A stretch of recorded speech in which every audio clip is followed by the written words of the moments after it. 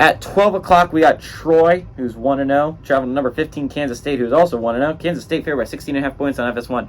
And man, does Kansas State hate themselves for scheduling this out of conference. I mean, not as much as Purdue, because obviously Purdue's a masochist. Why the hell would you schedule not only two Power 5 teams in one out-of-conference schedule, and Virginia Tech and Syracuse, but also Fresno State, who is consistently one of the best group of 5 teams? That is just self-destruction to the highest order.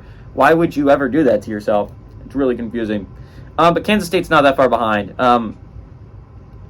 SEMO, scheduling SEMO, which is consistently one of the better FCS teams, is reasonable, I guess. But then you take into consideration that you also schedule Troy, consistently one of the better group of 5 teams, and then Missouri. And I mean, I guess hindsight's 2020. You didn't know Troy was going to be this good. And Missouri's typically fine. I mean, that's a fine scheduling, but it's just a rough, just looking at it now, and you're playing a team that's coming off a 12-win season and a Missouri team that's actually getting pretty damn good in the SEC. And SEMO, who also had a phenomenal FCS season, just hindsight's 2020, but that's a really crazy schedule to schedule for yourself. But Troy, last week, Gunnar Watson went 14-23, threw for 198 yards, 4 touchdowns, and 1 interception. Kamani Vidal had himself a night. Had 25 carries for 248 yards, almost averaging 10 yards a carry. That's crazy. He also led his team in receiving with 2 catches for 54 yards.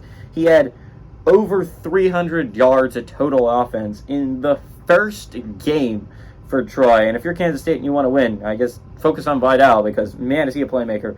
Will Howard had a great first game as the unquestioned starting quarterback for the Kansas State Wildcats. He went 18-26, threw for 297 yards, 2 touchdowns, 1 interception in a game that was never really in question, especially considering they were playing SEMO. That's an impressive feat. DJ Giddens also did a phenomenal job of replacing Deuce Vaughn on the ground, 15 carries for 128 yards. A great game by him as well. RJ Garcia, the second, through the air, had 5 catches for 119 yards and a touchdown. Kansas State starts the season, leads the series all-time 1-0. They played in 2003 once, and Kansas State won 41-5. Weird score, but K-State's a really good football program. I feel like most people can understand that. Kansas State's a team that should be competing for the playoffs, and if anyone was a huge winner last week, it was Kansas State, Oklahoma, and Texas, right? Because if you're looking at those 3 football teams, they won handily against their inferior opponents, and they watched 4 Big 12 teams lose, 3 as 3-possession favorites, which is insane. They watched TCU lose at home to Colorado. They watched Texas Tech lose on the road to Wyoming, and they watched Baylor lose at home to Texas State. So all the 3 teams that you would consider to be threats to you in the Big 12, and TCU, the team that went to the playoffs last year, Baylor, a team that went to the championship 2 years ago, and Texas Tech, a team that a lot of people coming off an 8-win season thought were going to be really good and threatened for the Big 12.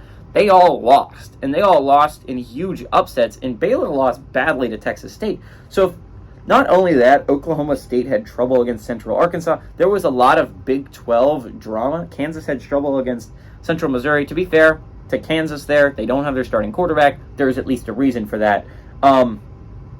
There was not so much of a reason for a lot of the other ones that happened.